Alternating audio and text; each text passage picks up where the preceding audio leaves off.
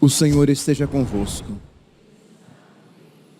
Proclamação do Evangelho de Jesus Cristo, segundo João. Naquele tempo, muitos dos discípulos de Jesus que o escutaram, disseram: esta palavra é dura, quem consegue escutá-la?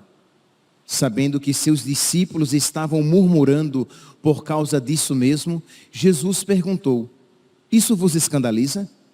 E quando virdes o Filho do Homem subindo para onde estava antes? O Espírito é que dá a vida, a carne não adianta nada. As palavras que vos falei são Espírito e vida, mas entre vós há alguns que não creem. Jesus sabia desde o início quem eram os que não tinham fé e quem havia de entregá-lo. E acrescentou: é por isso que vos disse, ninguém pode vir a mim, a não ser que lhe seja concedido pelo Pai. A partir daquele momento, muitos discípulos voltaram atrás e não andavam mais com ele. Então Jesus disse aos 12, vós também vos quereis ir embora? Simão Pedro respondeu, a quem iremos, Senhor? Tu tens palavras de vida eterna. Nós cremos firmemente e reconhecemos que Tu és o Santo de Deus. Palavra da salvação.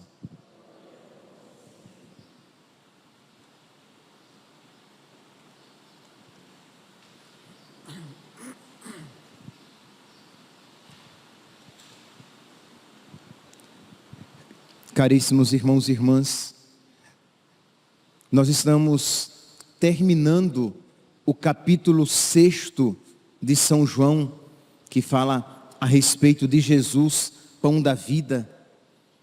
E aqui é a conclusão, é o resultado de todo aquele discurso em que Jesus, ele vai repetindo várias vezes que ele é o pão do alto, que ele é o pão do céu, que ele é o pão da vida. Que ele, nós católicos, quando ouvimos isso, imediatamente reconhecemos a Eucaristia. Daqui a pouco, o sacerdote vai tomar o pão e o vinho, e vai erguer o pão e vai dizer, bendito sejais, Senhor Deus do Universo, pelo pão que recebemos de vossa bondade, fruto da terra e do trabalho humano, e que agora vos apresentamos, e para nós se vai tornar pão da vida. Isto é, o sacerdote oferece o pão comum, e dizendo, o Senhor vai me dar de volta o pão da vida. Depois da imposição das mãos, a invocação do Espírito Santo e as palavras consacratórias, aquele pão material, aquele pão comum, se transformará em pão da vida, no corpo e sangue, alma e divindade de nosso Senhor Jesus Cristo. Então é esta a nossa fé católica, e que Jesus repetiu várias vezes, eu sou o pão da vida, eu sou o pão do alto, eu sou o pão do céu, o pão verdadeiro. Pois bem, e depois desse discurso de nosso Senhor, e nós podemos imaginar com que profundidade, beleza e unção Jesus disse isso. Porque se os sacerdotes que creem podem falar a respeito da Eucaristia com amor, imagine nosso Senhor falando do maior presente que Ele deixaria para nós, seu corpo, sangue, alma e divindade. Não obstante, o amor, a profundidade, a beleza, a unção de nosso Senhor, diz que muitos não creram, acharam aquele discurso duro demais. Como é? Ele nos dará a comer o seu corpo e nos dará a beber o seu sangue? Não, isso não é possível. E Jesus então, no versículo 60, ele pergunta, Isto vos escandaliza, no versículo 61. Isso vos escandaliza? Isto é, você não consegue acreditar? Por quê? Porque muitos disseram que essa palavra é muito dura. Quem pode nela acreditar? Acreditar nesta mensagem. E é interessante, meus irmãos, que dentre aqueles que não creram, se apresenta também, faz parte deste grupo dos incréus, dos descrentes, Judas. Judas também não acreditou. Imagine, 1 ano antes da Páscoa definitiva, 1 ano antes, né, de todos aqueles acontecimentos, da traição do próprio Judas, ele já tinha apostatado da fé. Embora ele ainda permanecesse no grupo, fisicamente, exteriormente, ele já não mais compartilhava da mesma fé. Jesus vai dizer aqui, 64, Jesus vendo a reação deles e percebendo que eles murmuravam entre eles, Jesus diz: mas há alguns entre vós que não creem. Pois desde o princípio Jesus sabia quais eram os que não criam e quem o havia de trair. E mais à frente, desde então, muitos dos seus discípulos se retiraram e já não andavam com ele.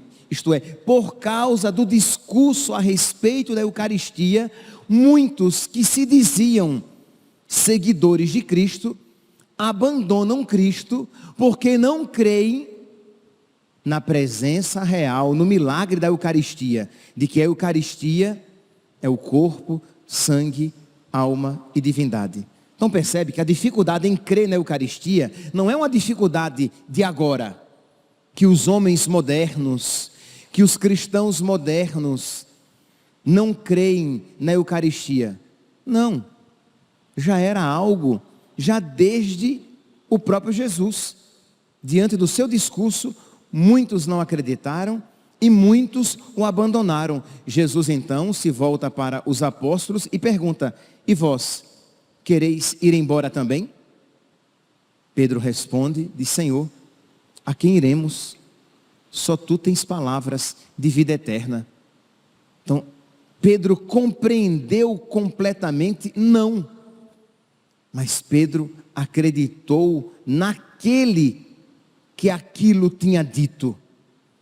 Então, às vezes, meus santos, nós não conseguimos alcançar todos os conteúdos da nossa fé. Não porque eles não sejam racionais, mas porque eles são supra-racionais. Eles estão além das nossas capacidades.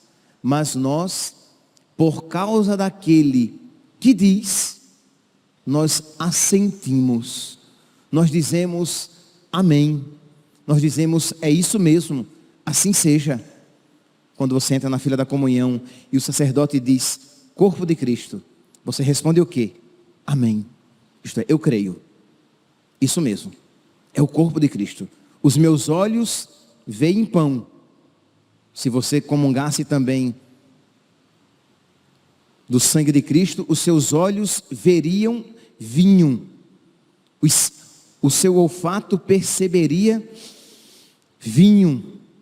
Mas você diz, é o corpo de Cristo, é o sangue de Cristo, porque Jesus isso disse e nisso eu creio. Nele eu creio. Eu creio nesta verdade porque foi Ele quem a proclamou.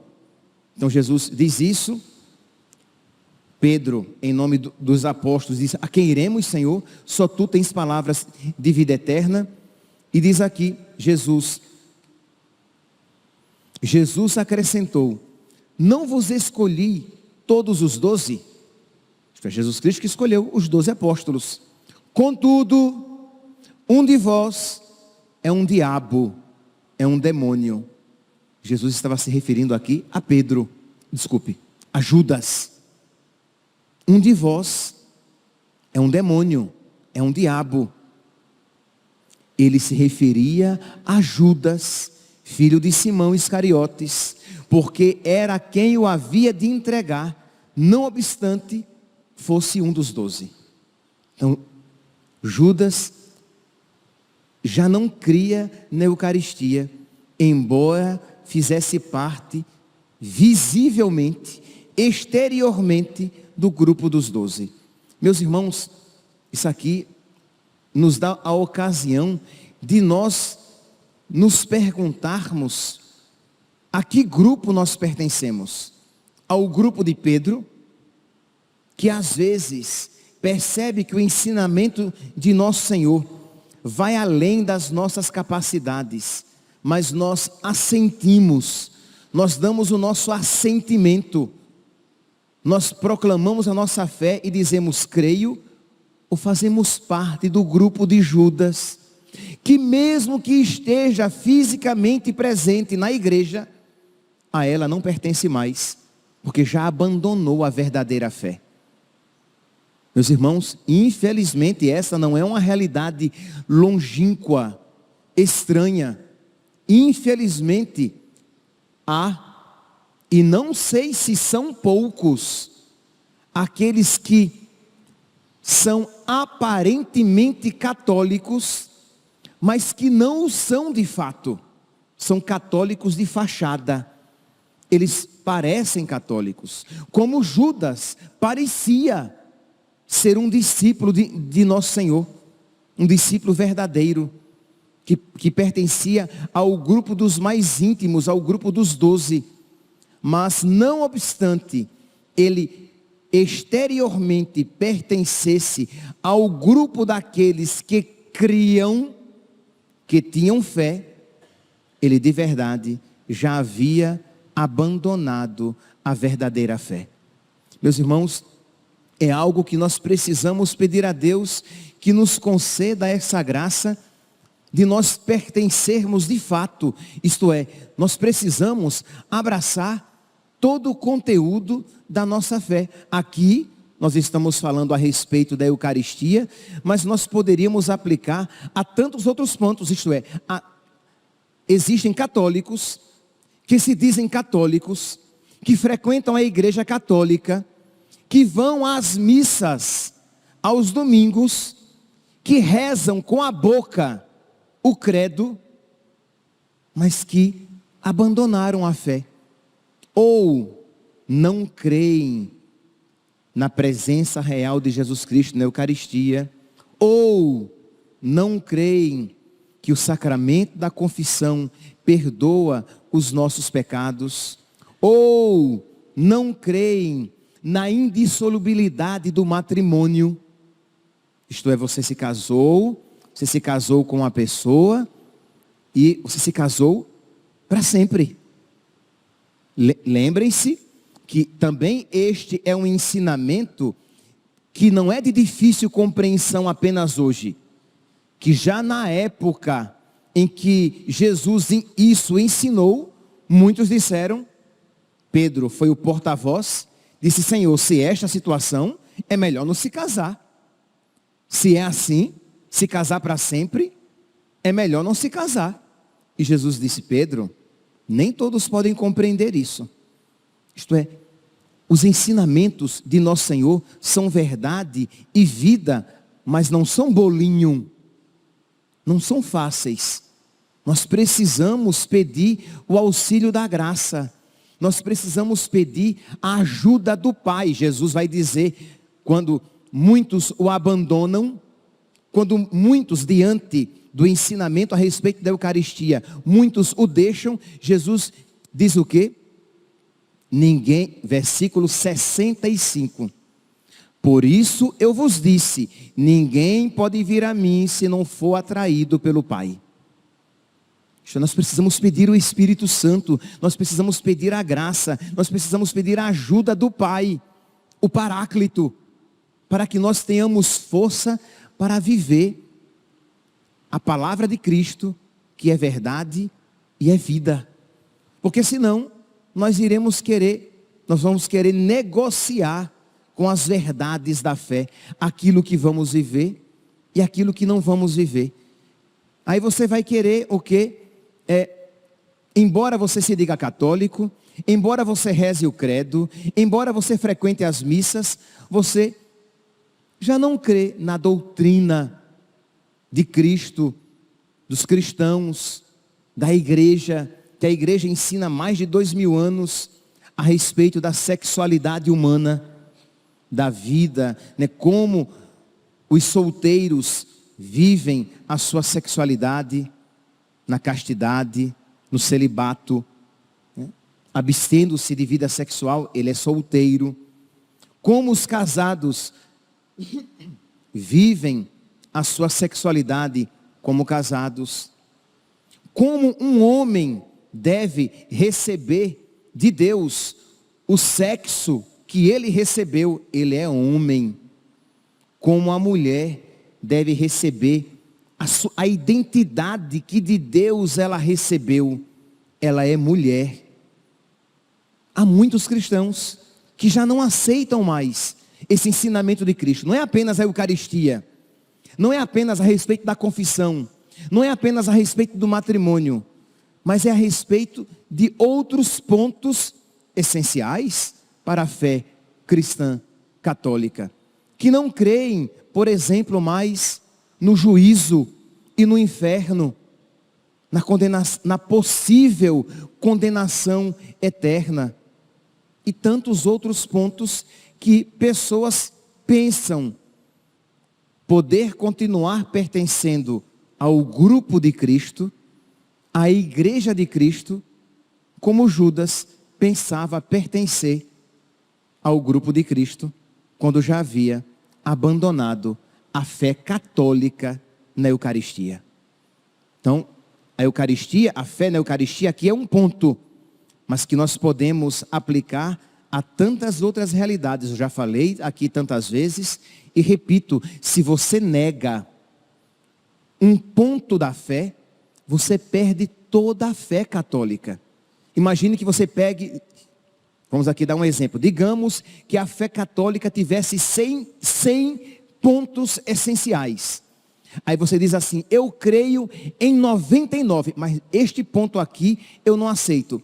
Você deixou de ser católico. Você perdeu toda a fé católica. Então, para ser católico, você precisa, na fé, acolher todas as verdades católicas. Então, peça o Espírito Santo, peça o auxílio da graça, peça a força do alto, peça a ajuda do Pai, para que você possa abraçar toda a fé católica, e assim, e somente assim, está unida a Cristo. Pois bem, diz aqui então, que diante deste discurso de Jesus, a respeito da Eucaristia, muitos abandonaram o nosso Senhor, e ainda bem, meus santos, que Jesus não era politicamente correto, nem ele tinha sede de multidões. Parece um paradoxo. Jesus quer salvar a todos. Jesus quer que a salvação oferecida a todos seja eficaz em todos. Mas ele não fará isso negociando a verdade. Isto é, para que todos me aceitem, então eu vou diluir a verdade. Para que todos me achem legal e não me abandonem, eu vou abrandar, escamotear, liquefazer a verdade. Não. Jesus disse, ele chocou, Jesus se volta para eles e pergunta, isto vos escandaliza? Depois se volta para os apóstolos e pergunta, vocês querem ir embora também? Nós não podemos, meus santos, nós não podemos negociar a verdade. Hoje é sábado e em todas as igrejas, ou melhor, em muitas igrejas paroquiais, o sábado é um dia privilegiado da catequese. Pois bem, catequistas, não negociem a verdade. Ensinem com caridade, ensinem com paciência, ensinem com respeito,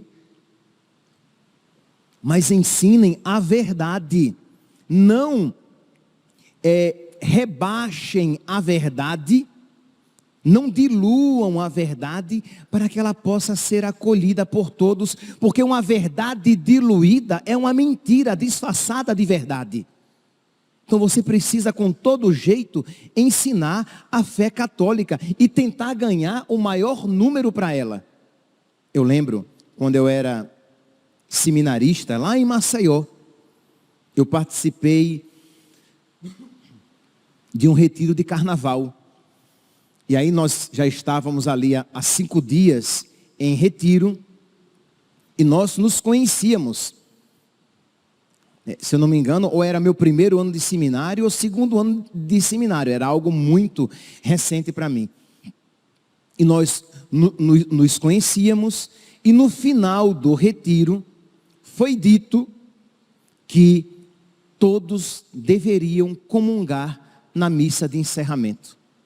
Porque afinal de contas, todos tinham participado daquele retiro, então todos, e isso foi dito, independentemente da situação em que cada um se encontre, todos devem comungar. E era sabido por todos, que existiam alguns que não podiam comungar. Um caso particular de uma moça que vivia maritalmente com um rapaz com quem ela não era casada na igreja. E eu sabia, e ela ouviu aquilo e ela então se preparou. Aquele momento tinha terminado, nós íamos preparar a sala para celebrar a Santa Missa e ela prontamente se preparou para comungar. E eu com muito jeito, com muita caridade, fui a ela e disse: minha santinha, você ouviu isso que foi dito, né? Ah, é? Então eu vou comungar. Eu disse: você não pode comungar. Porque você não está preparada, você precisa primeiramente se casar, você vai precisar se confessar, para poder receber Jesus. Nossa, a menina, a jovem mulher, me matou no coração. Por quê? Porque eu a tinha ofendido. Não obstante eu tenha sido bem educado. Mas aquela verdade foi recebida de uma maneira ofensiva. Mas, meus irmãos, a palavra de Deus diz que quem comunga, quem recebe a Eucaristia em pecado, recebe a própria condenação.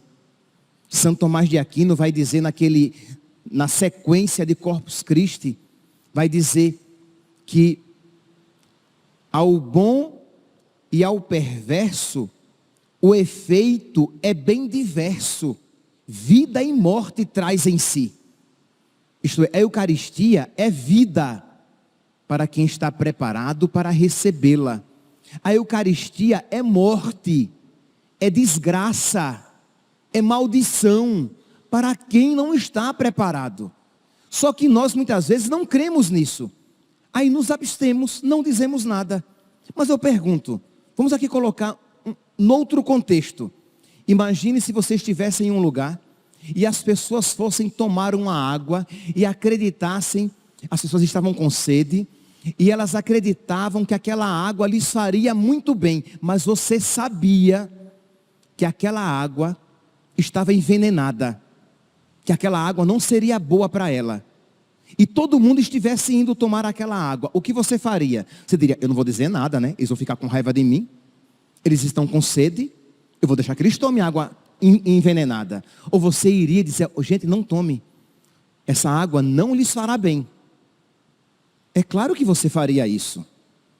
Ora, quando nós não... Agora vamos aplicar aquilo que pode ser aplicado. Então, a Eucaristia é a maior bênção que pode ser oferecida a alguém aqui neste mundo. é o próprio Deus que nos é oferecido, mas precisamos estar preparados para recebê-lo. Senão, ao invés de nos fazer bem, nos fará mal. Então nós precisamos ter caridade e ensinar a verdade. E com muito jeito, ensinar as pessoas a maneira correta, salutar, salvífica de receber a Eucaristia. Porque senão, por pudor humano, porque eu não quero me indispor com ninguém, eu não digo nada. Mas é porque, na verdade, você não tem caridade.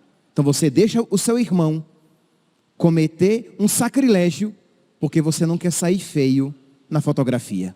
Isso é caridade? Eu acho que não, né? Não é caridade. Então, depois, isso era seminarista, né? Depois, eu já era padre, e eu fui celebrar uma missa para este mesmo grupo. E aí veio, eu já tinha até me esquecido dela, e veio uma jovem mulher, com a criancinha no braço, e o seu marido do lado, e disse: padre, eu quero agradecer ao Senhor por aquilo que o Senhor me disse naquele dia. E eu disse: ô minha santinha, mas o que foi que eu disse naquele dia? Você não lembra não, padre? Eu fiquei com tanta raiva do Senhor. Eu digo: o que, minha santa? O que foi que eu disse? Não, o Senhor falou que eu não podia comungar, que eu estava em pecado, que eu precisava me casar, que eu precisaria me confessar. E aquilo, padre, eu matei o Senhor no meu coração. Mas aquilo ficou me incomodando. E aí eu conversei com meu marido, nós entramos num processo. E 1 ano depois, nós nos casamos na igreja e recebemos os sacramentos. Veja que graça, meus santos. Mas aquilo precisou ser dito para que a sua consciência se iluminasse e ela percebesse: eu preciso então mudar de vida, eu preciso arrumar a minha vida para receber a Eucaristia com efeito benéfico, salvífico, salutar. Meus santos, não negociem a verdade, não é caridade. Não diluam, não disfarcem, não escamoteiem a verdade. Mas digam com toda a caridade, com todo o respeito, com toda a paciência, mas digam a verdade católica, mas creiam. Então peçam a Deus que lhes aumente a fé, que se você crê, você vai dizer a verdade, porque você sabe que será benéfica, mesmo que não seja agradável. Mas o Senhor disse que a verdade nos libertaria, não que seria necessariamente agradável de ouvir, pelo menos no primeiro momento. Então nós vemos aqui Jesus, ele não negocia a verdade. Ele disse que o meu corpo é verdadeiramente comida, o meu sangue é verdadeiramente bebida, quem come a minha carne e bebe o meu sangue tem a vida em mim, e eu o ressuscitarei no último dia. As pessoas ficaram escandalizadas, muitos o abandonaram, e o que foi que ele fez? Vocês querem ir embora também? A verdade é essa. E Pedro então, humildemente disse: Senhor, a quem iremos? Só tu tens palavras de vida eterna. Que nós então hoje, meus santos, peçamos a Deus, por intercessão de Nossa Senhora, de São Pedro, a graça de nós também aderirmos a Jesus e a sua palavra incondicionalmente. Que nós abracemos a mensagem de Jesus e consequentemente o próprio Jesus incondicionalmente. E que com toda a caridade, com toda a sabedoria, mas com toda a verdade, nós a ensinemos ao maior número de pessoas para ganhar as pessoas para Cristo, para a verdade, para a salvação. Louvado seja nosso Senhor Jesus Cristo. Para sempre seja louvado.